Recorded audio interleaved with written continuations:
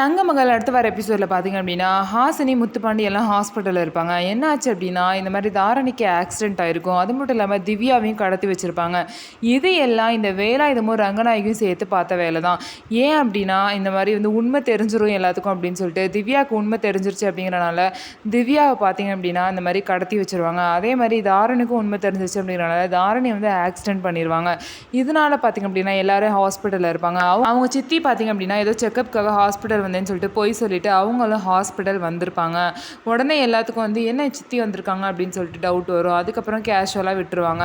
சித்தி வந்தோன்னே பார்த்தீங்க அப்படின்னா ஹாசினி மேலே தான் பழிய போடுவாங்க. ஹாசினி தான் அதுக்கு எல்லாத்துக்கும் காரணம். ஹாசினி தான் அவங்களை கடத்தி வச்சிருக்கா திவ்யாவை, ஆக்சிடென்ட் பண்ணது இவ தான் அப்படின்னு சொல்லிட்டு எல்லா பழியும் ஹாசினி மேலே போட முத்துப்பாண்டிக்கு ரொம்பவே கோவம் வந்துடும்.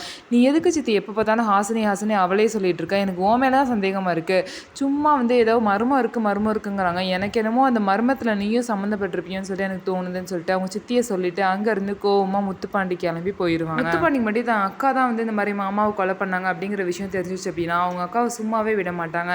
என்ன நடக்க போது, வேலாயுதமும் ரங்கநாயகியும் எப்படி மாட்ட போகிறாங்க அப்படிங்கிறத பொறுத்திருந்து பார்க்கலாம். நம்ம வீடியோ உங்களுக்கு பிடிச்சிருந்தா நம்ம வீடியோவை லைக் பண்ணிக்கோங்க. மறக்காமல் நம்மளோட சேனலை சப்ஸ்கிரைப் அண்ட் ஹைப் பண்ணிவிட்டு பாருங்கள்.